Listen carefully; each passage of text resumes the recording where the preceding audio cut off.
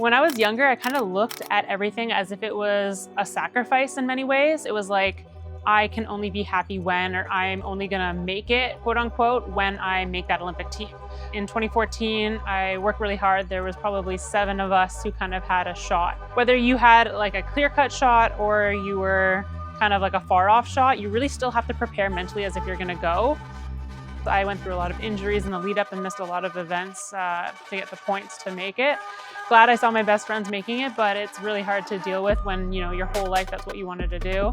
And then you kind of have to wait another 4 years, and that was a really hard thing to go through mentally.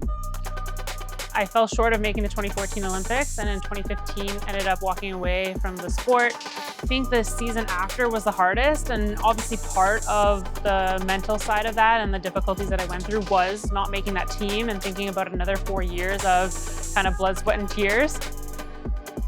But to be honest, I love like the hard work that goes into the sport, but there's a lot of things that are outside of your control. There's like the politics, there's the financial stressors, there are the injuries, and then there's the fear. Like action sports are really, really scary. And I think like that mental side of things was the hardest thing I went through. Stepping away from the sport, that decision was probably the best thing for me at the time to kind of build a new mindset and focus on my mental health. But I would say that was the hardest thing I've been through, was really making that decision to step away from something that was my whole life and something I loved, to kind of take care of my mind and work on some other aspects of my life away from sport.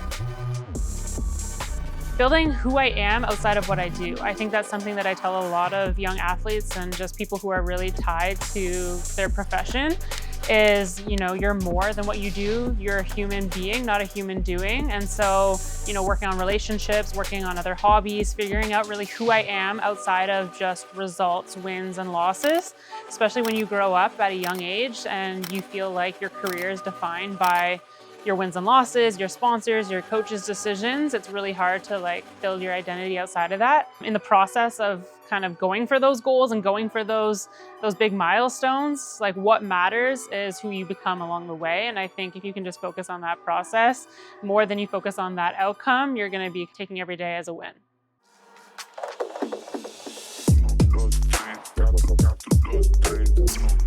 Each day when I look at like a cliff drop or a new trick I want to try and I make that decision to, you know, maybe I fell and I get back up again, like to me, that's like the biggest win. And so that's kind of what I look at like with training now. It's less of a sacrifice. It's more of like that gratitude that I just get to do it and I get to spend my life in this way.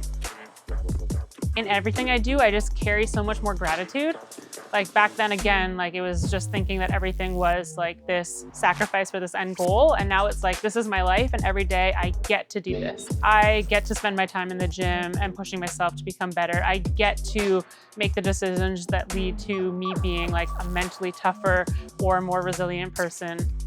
I get to go out and snowboard and challenge myself and like conquer fear in my daily decisions. And that's going to carry me to anything else that I do outside of sport. Now going into my second full season back as a professional snowboarder. Now competing in a new discipline of freeride, so doing a lot of big mountain stuff, powder stuff. I grew up snowboarding in my backyard. I love riding rails. You probably won't be able to ever get me out of the park, still a park rat at heart. My mentality when I'm on the hill is just doing things from a place of gratitude and just a place of being so stoked that I get to do this. I also really love like the quote, love over fear. And so to me, that means like choosing bravery over fear as well. Like at the end of the day, I want to be pushing myself on my snowboard. I want to be riding my best. I want to be having fun doing it. I want to do it as long as I can. And that means, you know, pushing my level and going for different things. And so I have to make that decision to conquer fear. So when I'm standing on the top of a cliff or I'm going to go try a new trick on a rail, I just kind of think about that. I'm like, love over fear, bravery over fear. What's on the other side of being scared of trying that is who I want to be. And so it really helps me push through and do it. And then just being grateful for every day that I get to spend out there. My name's Natalie Allport, and I'm a professional snowboarder.